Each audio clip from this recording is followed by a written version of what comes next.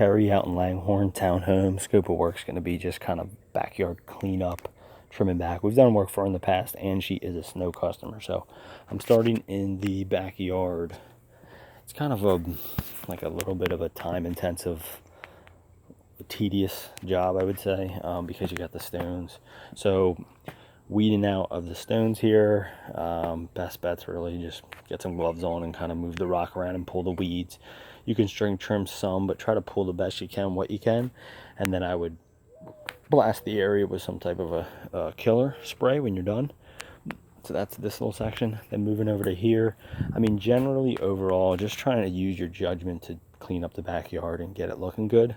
So if you're kind of weary about what specifically exactly should I do, just use your judgment and try to get it cleaned up, and then just check out with her. So over here you can see, so you got same type of deal, just some weeds kind of growing through the rocks. You can clear out everything here. No need to touch this plant for anything. This dark green hosta, you can dig that out and get rid of it. She wants that gone. I would say this green ivy, she wants to keep it, but what you could do is take a string trimmer and even just give it somewhat of a shape. Like if you just kind of line it up, and then it can even flow into this Pachysandra ground cover as well. But again, just use your judgment. Take a string trimmer, kind of do your manicure, like the funky stuff that's sticking up. Trim that down so you're just seeing the dark green ivy essentially, and this Pachysandra ground cover. But yeah, so string trim, clean up the area. This hosta you can leave. There's some plants back there you can leave, but again, just take your string trimmer, round it off a little bit. Same thing going here. Just string trim, give it that flush look. You got these liriopes here, you can just string trim those as well down so that it's flush with the ivy or the ground cover. And then I would say do your usual, like kind of edge it here with the string trimmer. So flip it, edge it kind of along her walkway, and then edge it here along the walkway, and then, you know, manicure the top. Again, use your judgment, try to clean it up.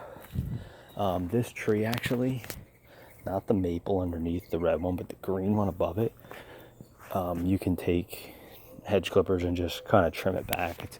It's kind of growing into the walkway and kind of starting to come onto the patio, so trim that back maybe a couple feet, just the low branches, and get them out of here. All the growth in between the cracks, I would just string trim it out just to clean it up. All this growth, this viney stuff, I would cut it out and get rid of it. But then moving down to this area, so you have like some ground cover, then you have some other stuff. I would just take the string trimmer, trim over it all, line it up the best you can, give it somewhat of a manicured look. If you had a little bit of debris, so you could always dump back here instead of putting it in the dump trailer if that's easier for you. Moving back to here, so you got these two weeds growing through. The hostas you can leave. Any dead stuff like that you can get rid of. Edge this, string trim any growth. I would definitely open the gate and just, when you're done, like blow all the debris. Try to clean up this concrete, just all the junk off of it. The stuff growing on the fence, like that green ivy, just hedge clip. She wants to keep it, but just kind of like shape it to match the fence, kind of prune it up type of deal. So that's it for back there. And then moving to the next portion, so this whole area, just gonna completely get rid of all of it. All the growth here can be gone, and this is mulch bed, so it should be a little bit easier. But you know, pull some big stuff, brush cut, string trim the rest. You can spray as well. Obviously there's a plant there, so don't spray near it and leave that alone. That plant, don't do anything to it, leave it alone. But everything else gone. She said everything here gone. These ones here, keep those, don't do anything to those, no need to touch them. Maybe if any of them are cut like that, just pick them up if you notice. But growth back here you can cut out and get rid of. This plant you can leave alone. It's like a thorny one. It's probably a rose bush maybe, but leave that alone. No need to touch it.